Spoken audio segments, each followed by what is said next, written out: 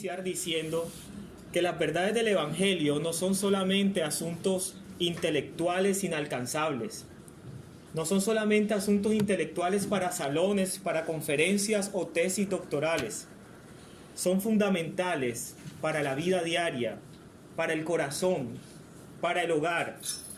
Son fundamentales las verdades del Evangelio para ser compartidas y vividas con los medios o con los miembros de nuestra congregación y con aquellos familiares, con aquellos compañeros de trabajo. De eso se trata las verdades del Evangelio.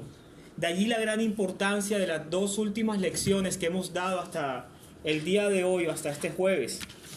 Y quiero que recordemos las dos últimas lecciones a manera general de qué se trataban.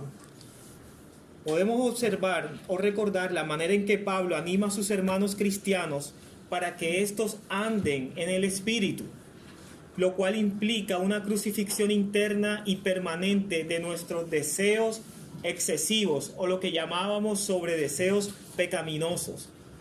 También implica una oración constante a Cristo que salga de un corazón sincero y de un corazón genuino. ¿Con qué fin? Para que el fruto del Espíritu crezca en nuestro carácter. Pudimos también aprender cómo el andar guiados por el Espíritu transforma nuestras relaciones. En el fondo implica que no nos hagamos vanidosos o en algunos de los casos que dejemos de ser vanidosos. Y creo que en la clase anterior quedó claro cómo aplica el concepto de la vanidad dentro de este contexto. El ser humilde aparentemente cuenta como vanidad y el ser soberbio también cuenta como vanidad. Leeremos o vamos a ir al texto que nos toca hoy estudiar y es la última porción de la carta a los Gálatas. Se encuentra en Gálatas capítulo 6, versículos del 6 al 18. Gálatas capítulo 6, versículos del 6 al 18.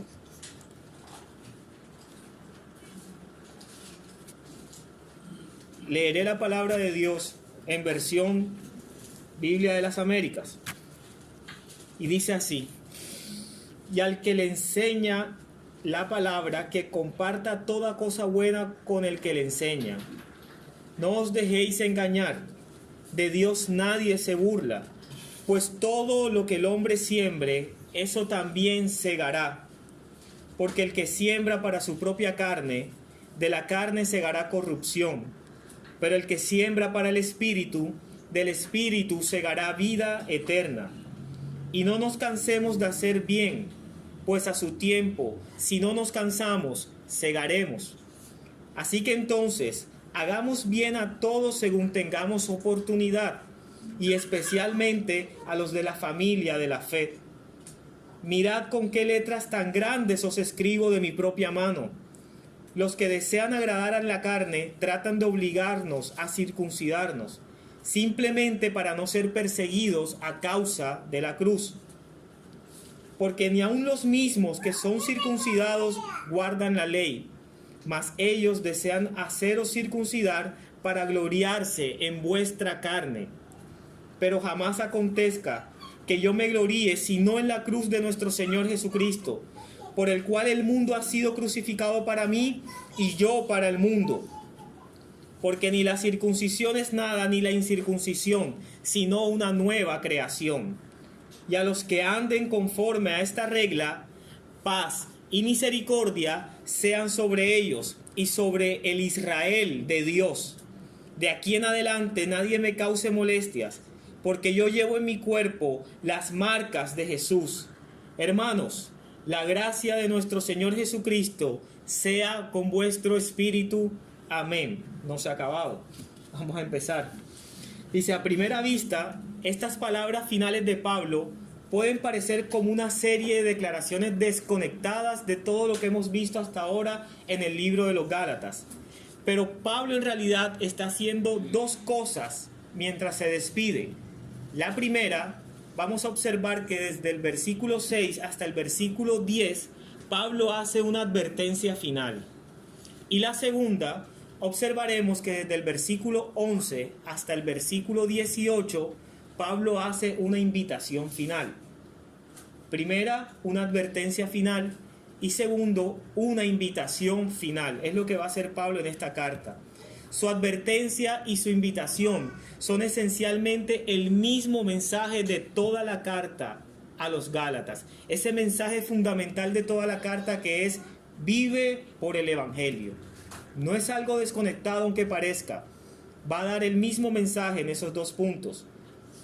Vemos que en el capítulo 6, en el versículo 4 y versículo 5, Pablo ha dicho que cada individuo es responsable ante Dios. Recordemos cómo cada uno de nosotros tenía su propia carga. Que si lo veíamos en una traducción distinta, observábamos que se refería no a la carga que podíamos llevar los unos de los otros, sino a la responsabilidad que tenemos ante Dios. No hay manera que dicha responsabilidad pueda ser abandonada. Pero ahora Pablo quiere asegurarse de que estas declaraciones no se entiendan como algo que promueve una clase de individualismo, porque puede parecer así: no, yo soy responsable y es mi responsabilidad y yo estoy solo en esto, no importa los hermanos que estén alrededor. Puede parecer así, pero no es un individualismo radical lo que Pablo quiere enseñar aquí. Para poder evitar este autoengaño, todos tenemos que someternos, dice Pablo en el versículo 6, a nuestros maestros que a su vez han sido sometidos a otros maestros. Y así comienza esta primera advertencia. Dice el versículo 6: y al que le enseña la palabra, que comparta toda cosa buena con el que enseña. Si tú eres un estudiante o si tú eres una persona que está recibiendo enseñanza, lo que dice el versículo es que tú compartas toda cosa buena con aquel maestro que te enseña. Pablo espera que todos los nuevos cristianos reciban enseñanza básica, reciban un discipulado. Lo que la palabra aquí quiere transmitir es como un catecismo, es lo que dice el original. Y él quiere que ellos compartan, es decir, los que reciben este catecismo, los que reciben todas estas enseñanzas básicas, Pablo les dice que compartan todo lo bueno con quienes les enseñan. Al plantear esta correcta relación entre maestro y discípulo, en el versículo 6, Pablo introduce la súplica final. Y esta súplica final solamente o principalmente tiene que ver con resistir a los falsos maestros. Cuando tenemos una buena relación entre las personas que reciben la enseñanza y el maestro, no nos vamos a dejar engañar. ¿Por qué? Porque principalmente estamos creyendo lo que Dios ha transmitido a través de aquel maestro. Y va a venir otro falso maestro, va a venir un falso maestro que va a traer una doctrina diferente a la cual ya hemos escuchado, y nosotros tendremos la madurez y tendremos el discernimiento para decir: ese no es el Evangelio. Y es lo que dice Pablo. Para introducir esta advertencia final, quiere que quede claro que debe existir una relación correcta entre discípulo y maestro, para que no nos dejemos engañar. Es que de una u otra manera tenemos que tener una buena relación con nuestro maestro para aferrarnos a la verdad. Si bien sabemos que la iglesia del Señor Jesucristo en este momento hace o cumple un papel importante como columna y baluarte de la verdad, no es responsabilidad solo del maestro, sino es una relación corporativa entre aquel que es enseñado y aquel que enseña. Vemos que la pregunta número 6 habla de algunos principios, de algún principio que el versículo 7 y el versículo 8 nos advierte o nos muestran. Dice el versículo 7: no os dejéis engañar, de Dios nadie se burla, pues todo lo que el hombre siembre, eso también segará, porque el que siembra para su propia carne, de la carne segará corrupción, pero el que siembra para el Espíritu, del Espíritu segará vida eterna. Una vez teniendo una buena relación entre discípulo y maestro, repito, vamos a ver cómo Pablo da su advertencia final. Pablo emite una severa advertencia. Continúa usando, tal como lo hizo en el capítulo 5, la misma figura, una figura muy familiar para ellos, y es la figura de la agricultura, el sembrar y cosechar. Dice: todo lo que el hombre siembre, eso también cosechará o segará. En la agricultura o en la jardinería, La siembra y la cosecha es un principio absoluto. Y parece que Pablo, al mencionarlo, también quiere transmitir dos aspectos importantes de este principio. El primero es el siguiente: cualquier cosa que siembres, la cosecharás. El primer principio, el primer aspecto de este principio: cualquier cosa que sembremos, la cosecharemos. Si sembramos semillas de tomate, no tendremos maíz. Por mucho que querramos una mazorca, no tendremos maíz, tendremos tomates. Y el segundo principio es: sin importar lo que siembres, la cosecha vendrá. Aunque la semilla pueda estar en la tierra sin un efecto aparente, por un largo tiempo, tarde o temprano, aparecerá. Muchas veces pensamos que hay cosas que hacemos que no traen consecuencias, y pasa el tiempo, y pasan los meses, y pasan los años, y decimos: bueno, yo pequé, yo erré, le fallé a Dios, pero no ha pasado nada. Hay un principio fundamental que nos enseña Pablo a través de esta advertencia, y es que sin importar lo que siembres, la cosecha vendrá. Es la ley imparable en el reino moral y el reino espiritual, como lo es en el reino agrícola. Si tú pecas, mi hermano, tendrás consecuencias tarde o temprano, aunque al momento no parezca que esas consecuencias, o no sean esas consecuencias evidentes, pero las consecuencias vendrán en algún momento. Pecar contra Dios causa tensiones en el tejido del universo moral y espiritual. Así como comer o consumir alimentos con mucha grasa causa tensiones en los tejidos del corazón. No hay una forma en que podamos evitar eso. Es que estamos jóvenes y comemos frito, pero llegará un momento en que nuestro corazón sufrirá. De la misma forma el pecado. Tal vez pequemos y no veamos una aparente consecuencia, pero tarde o temprano este principio es inaludible, y tarde o temprano las consecuencias nos alcanzarán. Si cedemos a nuestra naturaleza pecaminosa, cosecharemos fracaso espiritual y destrucción. El pecado, mis hermanos, hace que las cosas se destruyan, hace que las cosas se desmoronen por completo. Lo que sea que sembremos, lo cosecharemos. El pecado conlleva a destrucción.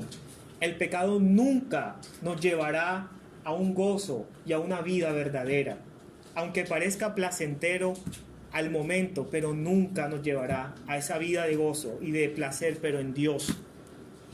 A la luz del resto de la carta, Pablo quiere decir algo muy específico cuando habla de lo siguiente: el que siembra para agradar a su naturaleza pecaminosa, tal como lo dice el versículo 8. Él ya ha mostrado que esa naturaleza o la carne es la parte de nuestro corazón que no desea a Dios, que quiere tener el control absoluto de sus vidas, siendo nuestro propio Salvador y Señor. Es esa parte de nuestro corazón que llamamos la carne o la naturaleza pecaminosa. Es esa parte de nuestro corazón que se opone al evangelio de la gracia gratuita y busca continuamente ganar su propia justicia. La advertencia es lúgubre, pero la promesa es maravillosa. No nos desanimemos, porque aún en esta condición o en este presente siglo vemos que pecamos, y tarde o temprano tendrá ese pecado consecuencias. Si tú tomas malas decisiones, tendrás consecuencias en algún momento, porque muchas veces tomamos decisiones no conforme a lo que Dios establece, sino conforme a nuestros propios deseos y no al deseo del Espíritu. Así también, si pecan, mis hermanos, de acuerdo a cada una de sus debilidades, las consecuencias vendrán. Pero no se desanimen, porque el Señor nos dice lo siguiente: el que siembra para agradar al Espíritu, del Espíritu cosechará vida eterna. Recuerden, y esto lo recalco siempre, nosotros no servimos a Dios de manera perfecta, pero sí de manera genuina y de manera sincera. Si no fuese así, Dios no hubiese dejado escrito o establecido que si alguno hubiese pecado, abogado tenemos para con el Padre, a Jesucristo el justo, que está sentado a la diestra de Dios. Pero esto no es una excusa, porque también hemos visto en la carta a los Gálatas que nuestra libertad no puede ser pretexto para que desfoguemos o evidenciemos un libertinaje irresponsable. No. Nuestra libertad nos debe llevar a servir por amor a otros, obedeciendo la ley de Dios. Ahora, ¿cómo podemos ser personas que siembran para agradar al Espíritu? No acostumbro a dar muchos ejemplos porque no quiero caer en algún pragmatismo o en algo dogmático para que puedan seguir una regla mía. No. La Biblia muchas veces no es específica o clara con algunas cosas, pero sí tiene principios generales. Y el principio general para poder agradar al Espíritu es obedecer a Dios por la gratitud gozosa que surge de conocer nuestro estatus, y volvemos a aquella lección, nuestro estatus como hijos. Si nosotros tenemos claro y somos conscientes que somos hijos de Dios, nosotros no vamos a establecer nuestra propia justicia, ni vamos a hacer nada que intente ganar la salvación, porque ya sabemos que es Dios que ha otorgado la adopción por medio del amado, de nuestro Señor Jesucristo. Siendo así y teniendo claro esta verdad de nuestras vidas, nosotros andaremos libremente como hijos de Dios. Ahora, dice la pregunta número 7. Vamos a la pregunta número 7. ¿Qué quiere fomentar Pablo en los versículos 9 y 10? Dice el versículo 9: y no nos cansemos de hacer el bien, pues a su tiempo, si no nos cansamos, segaremos.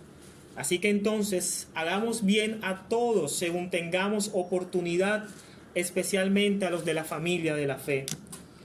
Pablo les ha advertido a los pecadores que aunque por un largo tiempo parezca que su pecado no les ha alcanzado, con el tiempo, como lo dije anteriormente, el pecado le alcanzará. Ahora quiere alentar a los que están viviendo para Cristo, a los que hacen el bien, les está diciendo: ustedes verán frutos y verán beneficios con el tiempo. Tarde o temprano la cosecha vendrá. ¿Qué significa esta siembra de hacer el bien? Primero, muestra en qué consiste la vida cristiana. Y la vida cristiana, mis hermanos, no se trata en primer lugar de reuniones, programas o incluso conversiones. La vida cristiana se trata de hacer bien a la persona que está frente a ti, dándole a él o a ella lo mejor de tu vida.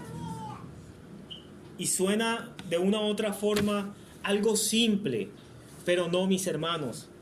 Lo que demuestra Pablo aquí y lo que le está diciendo a los Gálatas es que este hacer bien cuenta como tener frente a frente el Evangelio de nuestro Señor Jesucristo. Es un impulso para que nosotros podamos conocer, y no solamente conocer, sino aplicar el amor de nuestro Señor Jesucristo en nuestra vida diaria. ¿Y cómo lo hacemos? Ayudando a otros. ¿De qué forma? Pablo dice aquí: así que entonces hagamos bien a todos según tengamos oportunidad, no solamente en las reuniones, no solamente al predicar el Evangelio, sino también en la necesidad de nuestro hermano. Y digo en la necesidad de nuestro hermano porque aquí el versículo habla que especialmente a los de la familia de la fe. Y si mi hermano tiene una necesidad de empleo y yo tengo la oportunidad de poder darle las herramientas para suplir la necesidad de mi hermano a través del empleo, yo lo haré. No solamente me acercaré al hermano y le diré: hermano, no tienes empleo, voy a orar por ti. No, si tengo la posibilidad, le ayudaré al hermano a conseguir empleo. Si mi hermano tiene hambre o no tiene para comer, y si yo tengo la posibilidad de poderle dar, no nos cansemos de hacer el bien. De esta forma se demuestra el amor que Cristo y que Dios a través de su Espíritu ha depositado en nuestros corazones. Y recuerden, es un amor sacrificial. No es un amor que busca lo suyo. Es un amor que da de lo que tenemos, no de lo que nos sobra. Y ese amor no es el que el mundo enseña. Ese amor solamente lo podemos ver evidenciado en el Evangelio, en la cruz del Calvario. ¿Qué nos enseña el mundo? Y cuando hablo del mundo, hablo de todo este sistema de creencias. nos enseña a buscar lo nuestro, nos enseña a amarnos a nosotros mismos, nos habla en las escuelas a través de las asignaturas de ética acerca del amor propio. Pero la Escritura no me enseña eso. Cristo no me enseña eso. No he aprendido así de Cristo, no he aprendido así del Evangelio. He aprendido del Evangelio que Cristo, y este es un versículo que muchas veces repito, y espero que de tanto repetirlo puedan aprendérselo, es que Dios ha demostrado su amor hacia nosotros, en que siendo aún débiles y pecadores, a su tiempo, Cristo murió por nosotros. Ese es el verdadero amor. No es un concepto abstracto, es vivencia. Y Pablo les está diciendo a los Gálatas que reflejen ese amor a través de hacer el bien. Ahora, segundo, la palabra hacer muestra que les debemos dar por amor lo que discernimos que necesitan. Ya lo hemos mencionado. Y Pablo lo recalca aquí. No solamente es evangelizarlos, no solamente es predicarle, porque ese es también el hacer espiritual o el demostrarle que los amamos y ayudarlos de forma espiritual. Pero también, mis hermanos, si ven necesidad en algún hermano y tenemos oportunidad de hacer bien con el hermano, hagámoslo, porque así Dios lo manda. El sembrar para agradar al Espíritu nos conduce a ser diligentes. De esta manera, nuestras convicciones se reflejan en la forma en que obramos. Es decir, el hacer el bien evidencia nuestra convicción. El hacer el bien refleja nuestra fe en Cristo Jesús. ¿Qué motivaciones, dice el punto 7, la pregunta 7.1, qué motivaciones y prioridades da para hacer esto? ¿Cuál es nuestra motivación para hacer el bien? ¿Qué crees que es lo que él quiere decir? O con lo que Pablo quiere decir aquí en este texto. Hacer quiere decir que no nos debemos limitar al evangelismo y al discipulado. Debemos amar de hecho, así como de palabra. Si vamos a orar por el hermano y tenemos la oportunidad de ayudarlo, ayudémoslo. Esto es un estilo de vida que se ejercita en nosotros a través del verdadero amor. En segundo punto, vamos a estudiar ahora el versículo 11 hasta el versículo 18 y observaremos una invitación final que hace Pablo a los Gálatas. Ahora Pablo toma la pluma de la mano de su escriba. Ya hemos visto que esta carta no es un tratado teológico, es una carta de un hombre que ama entrañablemente a estos hombres y a estas mujeres a quienes les escribe. Aquí esta es la última súplica, su última invitación a seguir confiando en el Evangelio para la salvación y para vivirlo día tras día. Decide Pablo entonces escribirle de su propio puño y letra. Versículo 11. Ahora en el versículo 12, Pablo está otra vez hablando a sus oponentes, aquellos antagonistas de la carta. ¿Quiénes son aquellos antagonistas de la carta? Los falsos maestros. Pablo les va a hablar nuevamente a los falsos maestros y les dice: los que desean agradar a la carne tratan de obligarnos a que os circuncidéis.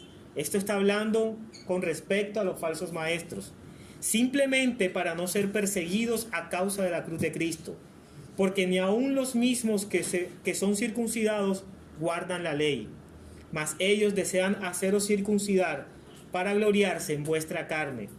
¿Por qué les está diciendo a los cristianos de Galacia que se deben circuncidar para ser salvos? Porque estos falsos maestros le dicen a los cristianos que se circunciden. ¿Qué dice el versículo 12?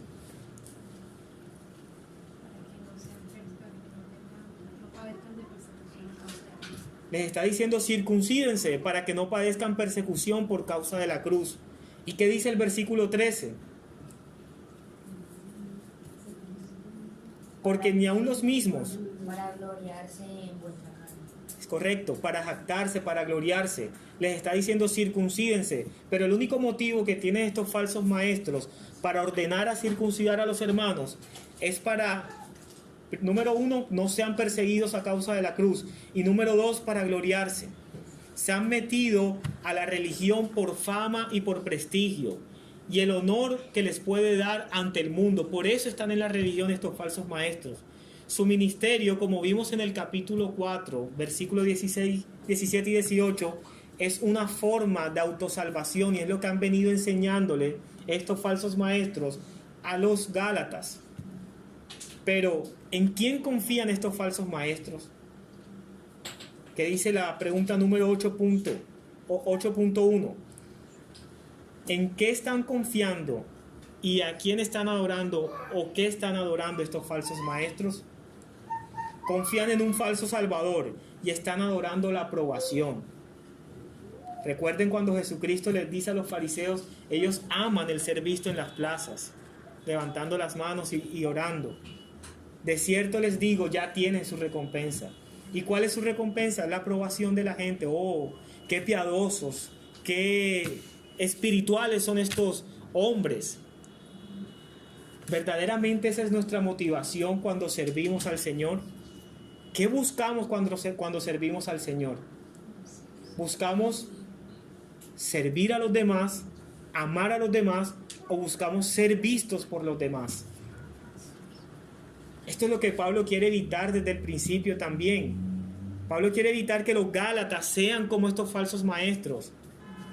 No necesitamos ser judíos, les dice Pablo, no necesitan ser judíos, hacerse judíos para agradar a Dios. No necesitan hacerse judíos para ganar el estatus de hijo, ni tampoco necesitan hacerse judíos para permanecer siendo hijos.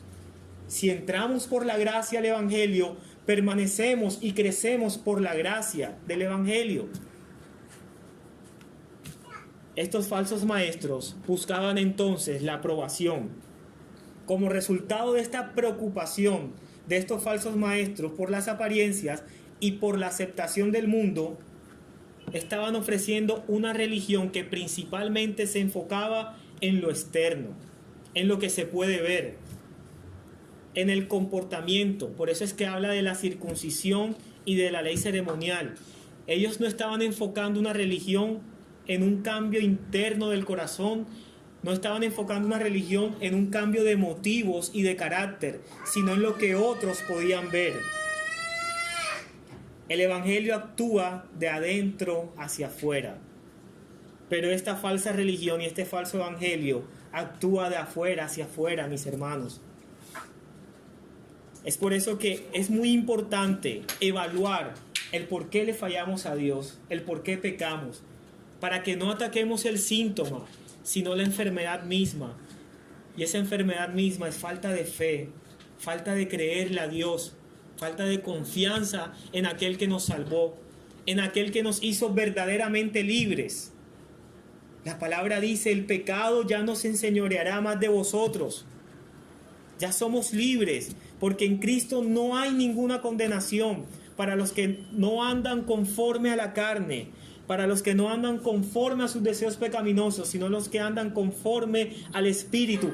Eso es verdadera libertad. Cuando entendemos eso, cuando vivimos eso, seremos verdaderamente libres y podemos hacer lo que nosotros querramos. Pero ojo, cuando yo me expreso así no estoy hablando de libertinaje. Lo que estoy diciendo es que lo que verdaderamente vamos a hacer es lo que el Espíritu desea.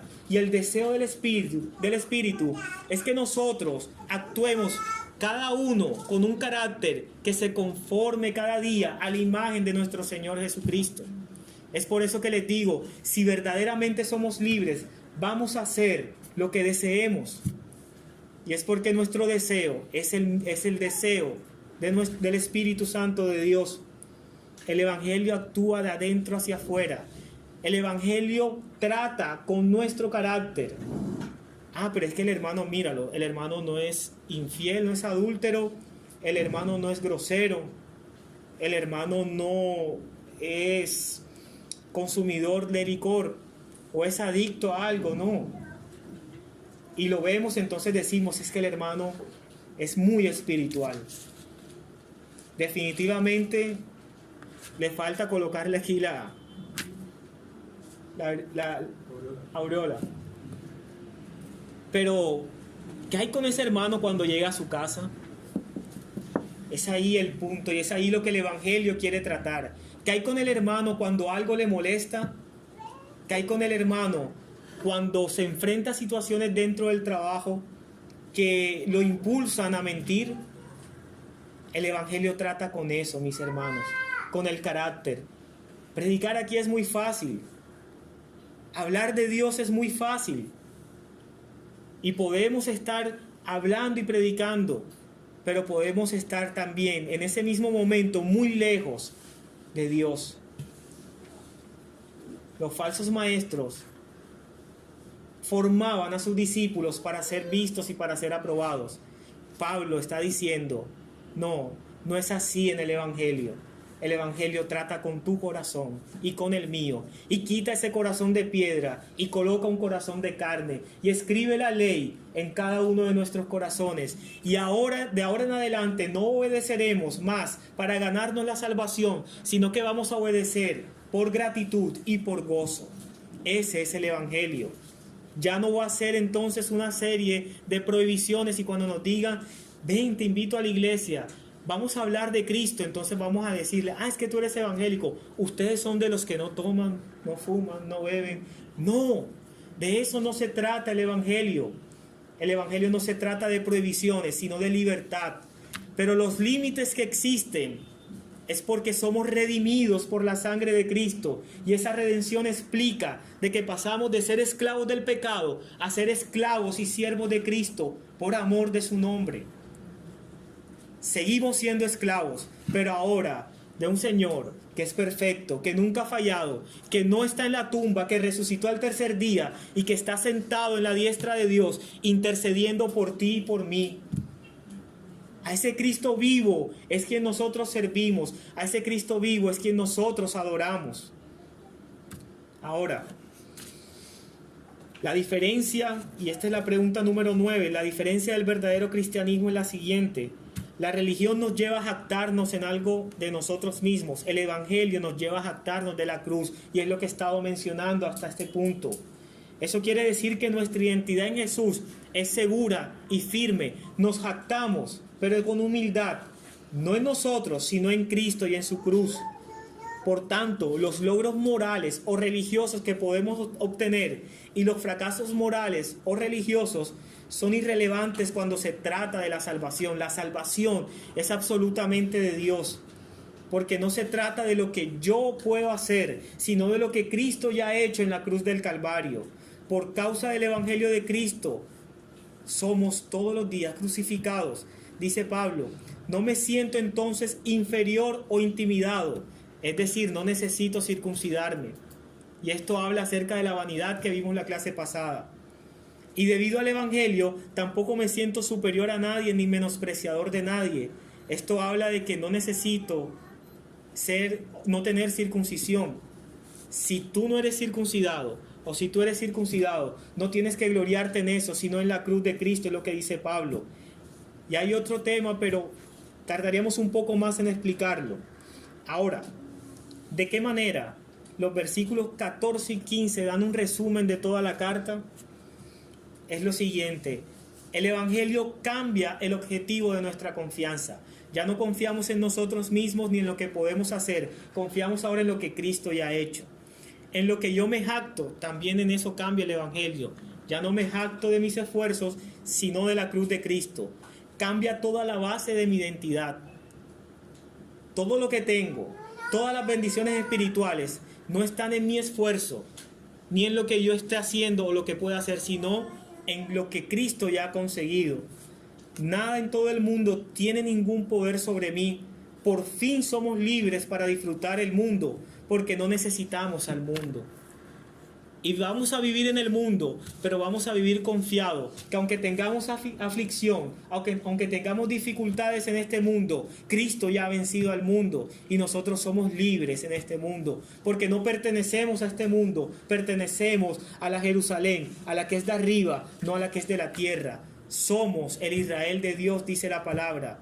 No nos sentimos inferior ni superior a nadie. Dios nos está transformando en alguien, y ese alguien es nuestro Señor Jesucristo, o en algo completamente nuevo. ¿Cuáles son esas cuatro cosas que producen vivir en el Evangelio? Dice el versículo 16 al 18 y finalizo. Y a los que anden conforme a esta regla, ¿a cuál regla está hablando Pablo? Al Evangelio. A los que anden conforme a esta norma, ¿a cuál norma está hablando Pablo? Al Evangelio. Paz y misericordia sea sobre ellos y sobre el Israel de Dios. De aquí en adelante, nadie me cause molestias, porque yo llevo en mi cuerpo las marcas de Jesús. Hermanos, la gracia de nuestro Señor Jesucristo sea con vuestro espíritu. Amén. Aquí Pablo llama a vivir por el Evangelio como una norma. Y las 4 cosas que son consecuencias de vivir por el Evangelio son las siguientes. La primera, paz y misericordia. La segunda, seremos miembros del Israel de Dios. La tercera, llevaremos en el cuerpo las cicatrices o las marcas de nuestro Señor Jesús. ¿Cuáles son esas cicatrices? Probablemente Pablo en este contexto sí está hablando de las cicatrices que han marcado por los azotes y por el encarcelamiento. Pero estas marcas que Pablo está exhibiendo en este momento no las tenían los falsos maestros, porque los falsos maestros no eran perseguidos, los falsos maestros no eran encarcelados. Y cuarto, la gracia de nuestro Señor Jesucristo. De estas 4 cosas gozamos cuando vivimos conforme al Evangelio. Este es un cierre culminante de la carta. La gracia se ha presentado como el punto de entrada, el cómo continuar y todo lo que necesitaremos en esta vida cristiana. Y Pablo cierra con esto: la gracia de nuestro Señor Jesucristo. Y muchas veces pasamos la doxología por alto, pero la doxología tiene mucho que decirnos en este punto y en esta carta. Y es que Pablo está diciendo: mis hermanos, no solamente comenzamos por la gracia, sino que creceremos también por la gracia y terminaremos bajo la gracia de nuestro Señor Jesucristo. Comenzamos con gracia, siendo justificados por la fe en Cristo, y continuamos por gracia, no por lo que nosotros hagamos, sino por lo que Cristo ha hecho.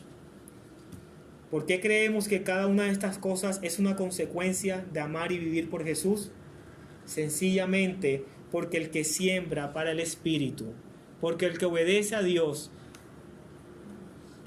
del Espíritu segará vida eterna. Sencillamente por eso creemos que cada una de estas cosas es consecuencia. Si tú vives de acuerdo a la norma del Evangelio, estas cosas serán la consecuencia de tu vida. Paz y misericordia, llevar las marcas de Cristo, ser el Israel o ser miembro del Israel de Dios y vivir bajo la gracia. Yo resumiría la carta a los Gálatas en esta sola frase. Y no quiero ser simplista, sino que no hay mucho que decir cuando ya la verdad está expuesta. Y es la siguiente: el Evangelio de la gracia es suficiente. El Evangelio de la gracia es suficiente. ¿Y qué me motiva y qué me reta una vez haya yo estudiado toda esta carta a vivir? El incentivo lo encuentro en la libertad que me otorga el Evangelio de la gracia, retándome a vivir y andar conforme al deseo del Espíritu, que es mi propósito y es el propósito de todos. ¿Cuál es el deseo del Espíritu? Que nuestras vidas sean conformadas a la imagen de nuestro Señor Jesucristo. Este Evangelio de la gracia es lo que los Gálatas tienen que conocer y nosotros también. Este Evangelio de la gracia es lo que los Gálatas tienen que amar y nosotros también. No es un conjunto de verdades abstractas, es una forma de vida plena y segura ahora y de vida eterna por venir. Entonces, la invitación a cada uno de ustedes y la invitación para mí es a que vivamos conforme a esta norma. Si vivimos conforme a esta norma, creceremos, nos amaremos los unos a los otros y sobre todas las cosas amaremos a Dios, porque le obedeceremos de forma sincera y genuina.